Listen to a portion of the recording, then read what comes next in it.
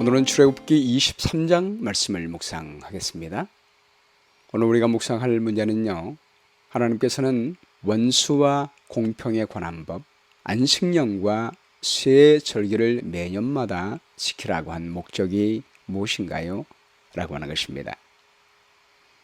하나님을 경외하는 것이 지혜의 근본입니다.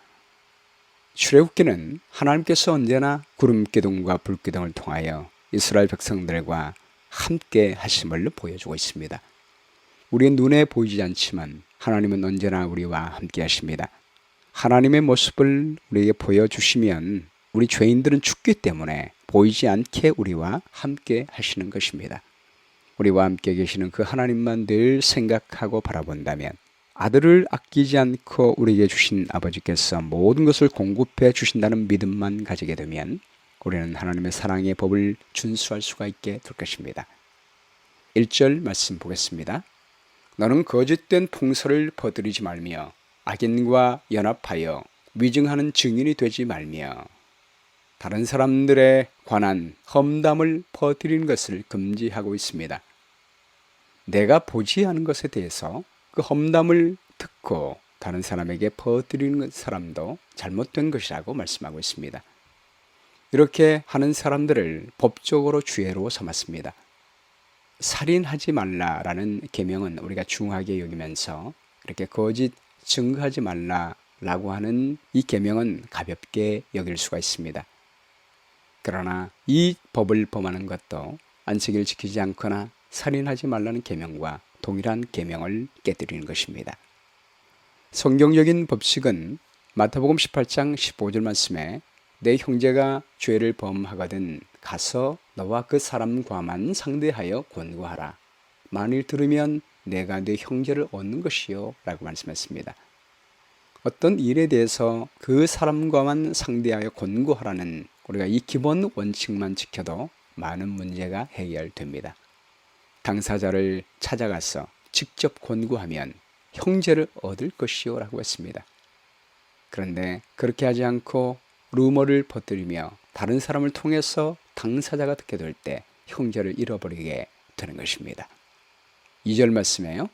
다수를 따라 악을 행하지 말며 송사의 다수를 따라 부동한 증언을 하지 말며, 재판을 할 때 많은 사람을 따라서 한쪽으로 기울어 공의를 굽게 하는 송사의 증거를 취하지 말라는 말씀입니다. 배심원들이나 재판장이 다른 재판장이 판결을 그렇게 따른다고 해서 따라가지 말고 성령께서 그에게 주신 음성을 따라 양심껏 하라는 말씀입니다. 3절 말씀에요. 가난한 자의 송사라고 해서 편벽되이 두둔하지 말지니라. 이 말씀은 가난한 자를 보호하라는 많은 율례들을 고려해 볼 때 이상하게 보입니다. 이 말씀은 단순히 부자나 가난한 자 어느 편에도 구애받지 않은 공평과 공의를 지지하고 있습니다.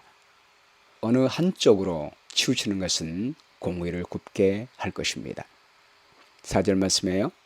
네가 만일 내 원수의 길을 잃은 소나 나귀를 보거든 반드시 그 사람에게로 돌릴지며, 네가 만일 너를 미워하는 자의 나귀가 짐을 싣고 엎드려짐을 보거든 그것을 버려두지 말고 그것을 도와 그 짐을 부릴지니라.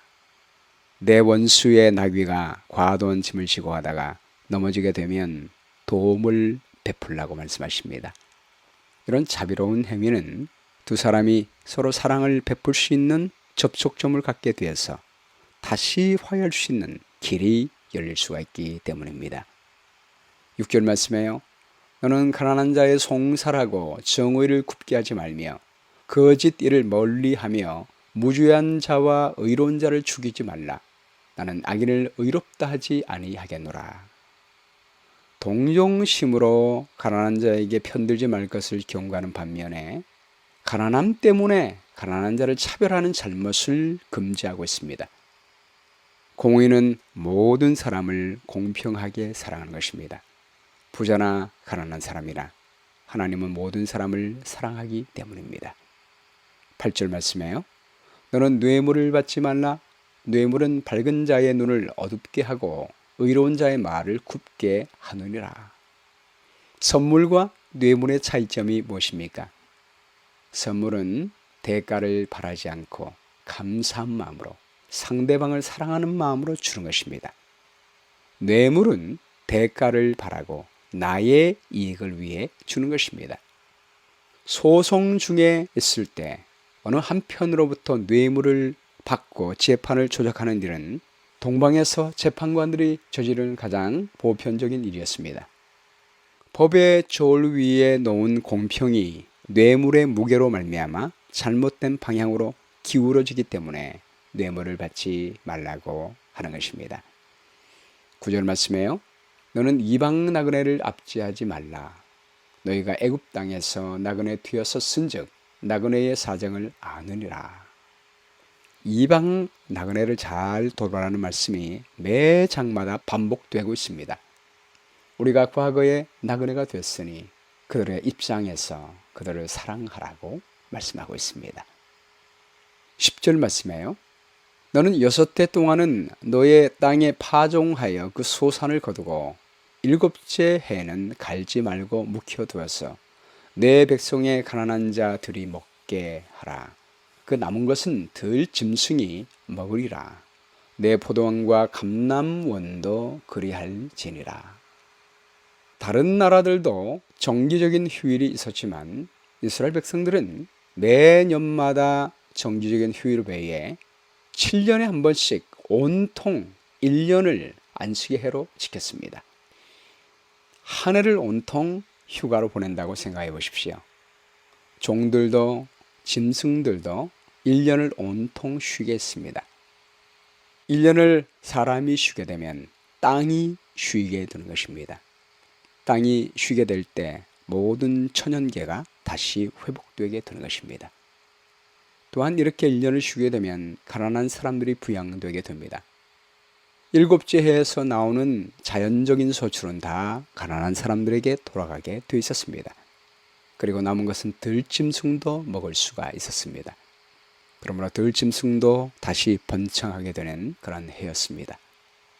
그런데 가장 안식년의 주된 목적은 하나님의 거룩한 율법을 낭독하며 하나님을 바라보는 것이었습니다. 신명기 31장 9절 말씀에요. 모세가 이 율법을 써서 여호와의 언약궤를 매는 레위 자손 제사장들과 이스라엘 모든 장로에게 주고 그들에게 명하여 이르기를 매 7년 끝에 곧 정기 면제년의 초막절에 온 이스라엘이 내 하나님 여호와 앞 그 택하신 곳에 모일 때에 이 율법을 낭독하여 온 이스라엘로 듣게 할지니 곧 백성의 남녀와 유치와 내 성 안에 우가는 타국인을 모으고 그들로 듣고 배우고 내 하나님 여호와를 경외하며 이 율법의 모든 말씀을 지켜 행하고. 안식년은 자기 성찰과 거룩한 습관을 형성하도록 이끌었고 백성들에게 영적 향상을 가져왔습니다. 안식년은 세속적인 일을 그만두고 하나님의 말씀을 들으며 주님의 일에 열심을 하는 것입니다. 더 말씀을 열심히 보고 성전을 더 많이 찾고 남녀뿐만 아니라 유치 어린아이들까지 성 안에 거하는 타국인까지 성전으로 인도하여 하나님 말씀을 배울 수 있도록 하는 일입니다.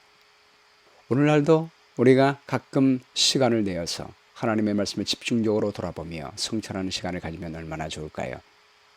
과연 세계적으로 이렇게 안식년을 지킬 수 있을까 생각했는데 이번에 코로나 사태로 말미암아 전 세계가 거의 1년 넘도록 안식년을 자연히 지키게 됐습니다.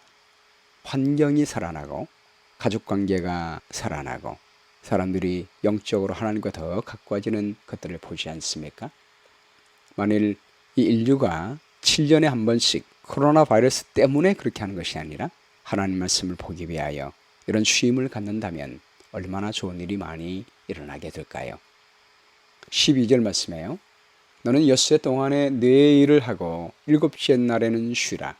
네 소와 나귀가 쉴 것이며 내 여종의 자식과 나그네가 숨을 돌리리라.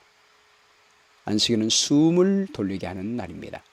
하나님의 자비를 나타내기 위함입니다. 짐승도 계집 종의 자식도 가장 힘들게 살아가는 사람들도 숨을 돌리며 하나님의 사랑을 바라보기 위함입니다. 모두가 다 하나님의 사랑을 바라본다면 공평과 정의가 모든 사회에 이르게 될 것입니다. 특별히 7년째에는 종들도 자기 집으로 돌아가게 됐습니다. 모든 사회가 하나님 은혜 안에 공평한 쉼을 누리게 되고 다시 은혜의 한 해를 시작하게 되는 것입니다. 여러분, 이렇게 모든 사람들이 7년에 한 번씩 온전히 하나님 말씀을 들으며 하나님을 바라보는 사회가 된다면 얼마나 여유가 있고 건강한 사회가 될 것입니까? 나라에서 이렇게 해주지 못한다 할지라도 우리가 매년마다 우리 스스로가 하나님 말씀을 충분히 들을 수 있는 시간을 가지고 또 이렇게 매 아침마다 하나님 음성을 듣고 하루 종일 하나님을 바라보며 하나님을 경외한다면 우리의 삶에도 이러한 건강한 하나님의 은혜가 흘러 들어올 수 있을 것을 우리는 이 원칙을 통해서 배울 수가 있습니다. 13절 말씀에요.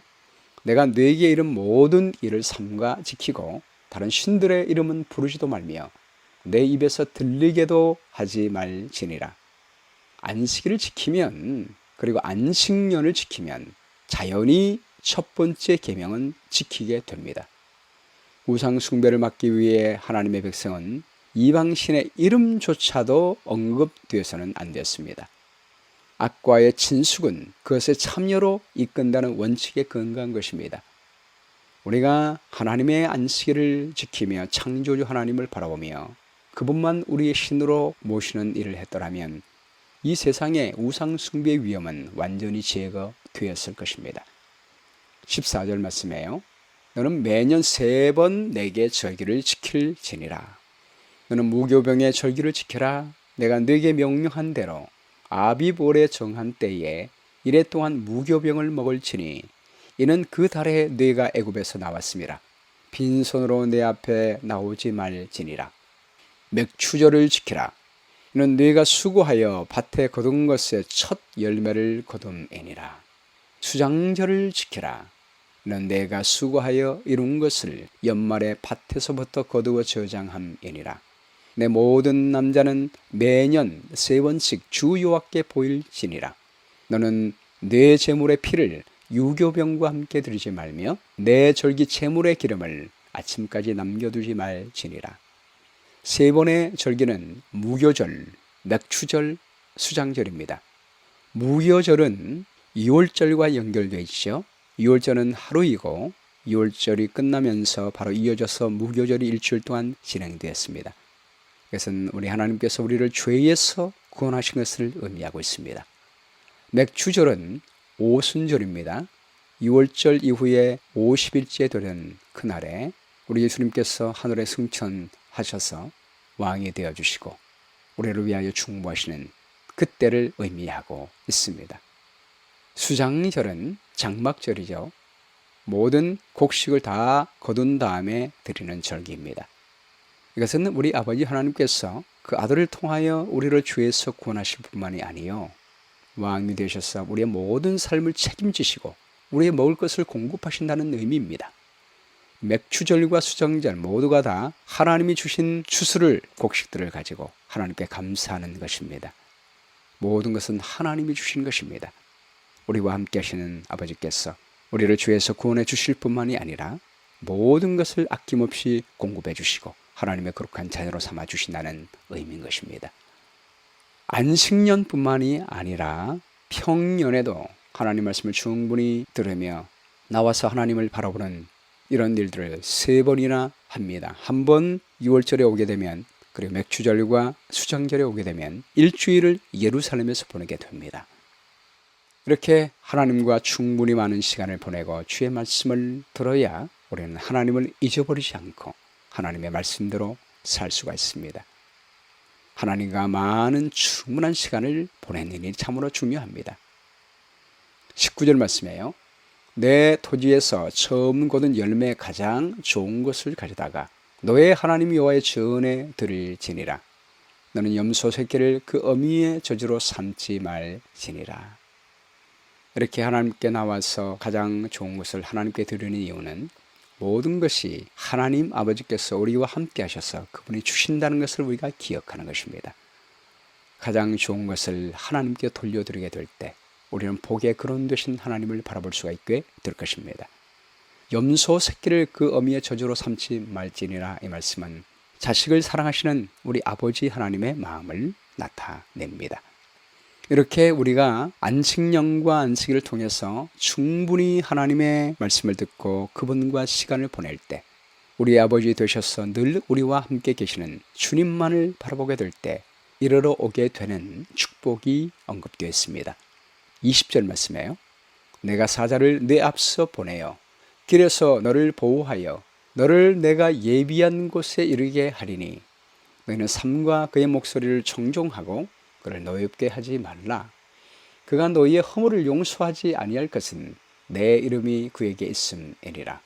내가 그의 목소리를 잘 청종하고 내 모든 말대로 행하면 내가 네 원수에게 원수가 되고 내 대적에게 대적이 될지라.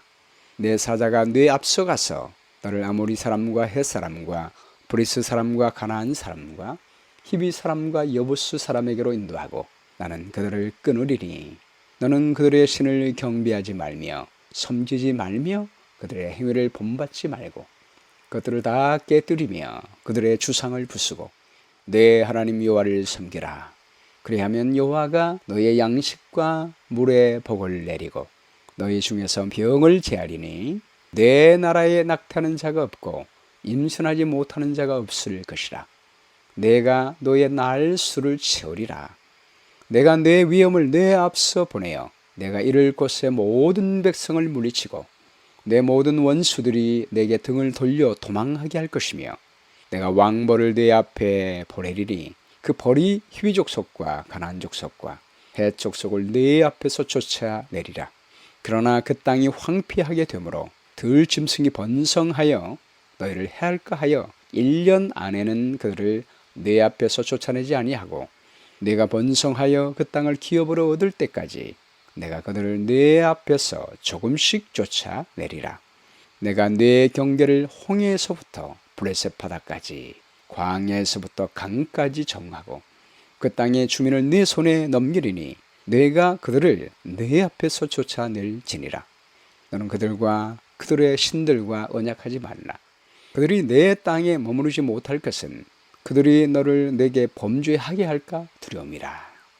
내가 그들을 그 신들을 섬기면 그것이 너의 올무가 되리라. 가나안 땅에 들어가게 되면 가나안 백성들의 죄악이 너무나 창궐하고 악이 너무나 중하기 때문에 그 영향이, 그 유혹함이 이스라엘 백성들에게 이를 수가 있었습니다. 광야에서 늘 하나님 말씀만을 들으며 그의 목소리를 청종하고 그의 말씀대로 행하며 아버지 하나님을 신뢰하는 그 믿음을 갖게 되는 것이 중요했습니다. 그렇게 되면 하나님께서 우리의 편이 되셔서 모든 대적들을 쫓아내어 주실 것이라고 약속했습니다. 하나님은 언제나 우리와 함께 계십니다. 근데 우리의 믿음의 부족으로 우리가 하나님께 우리의 눈을 돌리지 않고 세상의 신을 바라보거나 세상의 물질만을 바라본다면 우리가 하나님을 잊어버릴 수가 있습니다. 그러면 하나님을 신뢰하지 못하게 됩니다. 그럴 때 우리 마음은 약하게 되어 믿음으로 원수를 대항하여 싸우지 못하게 되는 것입니다. 또한 하나님의 은혜의 말씀의 원칙을 우리 삶에 실천하지 못하게 될 때 하나님의 나라가 이루어지지 못하게 되는 것입니다. 그런 의미에서 우리가 늘 하나님을 바라보고 그분의 음성을 듣고 그분을 신뢰한다면 하나님께서 우리의 삶에 함께 하셔서 우리의 삶이 하나님의 은혜가 넘치는 나라로 만들어주게 될 것입니다. 오늘 말씀 가운데 나타난 하나님의 성품은 무엇입니까? 늘 우리와 함께 하시며 공평과 안식의 은혜를 주시는 하나님이십니다. 용기를 주는 약속은 쉼을 누리며 하나님 법을 배우는 시간을 많이 가지며 하나님을 바라보고 그의 말씀에 순종한다면 우리 모든 사람이 풍성하게 살게 하시며 하나님의 뜻을 이루게 하시게 될 것입니다. 실천할 내용은 우리가 남들에게 들은 말을 그대로 전하지 말고 본인에게 직접 찾아가서 이야기하는 것도 실천해 보시고요. 특별히 중요한 것은 시간을 많이 내어서 하나님 말씀 듣는 것을 충분히 갖게 되기를 바랍니다. 언제나 우리와 함께 하시며 우리를 돌봐주시는 아버지 하나님을 늘 바라보므로 말미암아 우리의 삶에 하나님이 주시는 평화와 은혜를 경험하는 한 날이 되었으면 좋겠습니다. 기억될 말씀은 출애굽기 23장 22절입니다. 내가 그의 목소리를 잘 청중하고 내 모든 말대로 행하면 내가 내 원수에게 원수가 되고 내 대적에게 대적이 될지라. 기도하겠습니다. 사랑과 은혜가 함께 하시는 아버지, 언제나 저희와 함께 하시며 동행하시는 주님의 은혜를 감사합니다. 그러나 우리의 믿음이 연약하여 쉽게 하나님을 잊어버리고 세상 신을 쫓아가며 이 세상의 사물을 쫓아가게 되어 우리 주님 잊어버리게 될까봐 7년에 한 번씩 안식년을, 또 매 주마다 안식일을, 매 해마다 새 절기를 지킬 수 있도록 인도하시는 하나님의 사랑 감사합니다. 오늘 말씀의 원리를 통하여 우리가 말씀을 많이 보는 시간을 가지며 우리의 눈을 하나님께만 고정시키며 우리의 귀를 성령의 음성에 귀를 기울이며 하나님의 거룩한 말씀에 순종하게 됨으로 말미암아 우리의 삶에 하나님이 통치하시는 공평과 정의가 강물처럼 흐르는 나라를 이룰 수 있도록 인도해 주시기를 간절히 바라오며 예수 그리스도의 귀하신 이름으로 기도합니다. 아멘.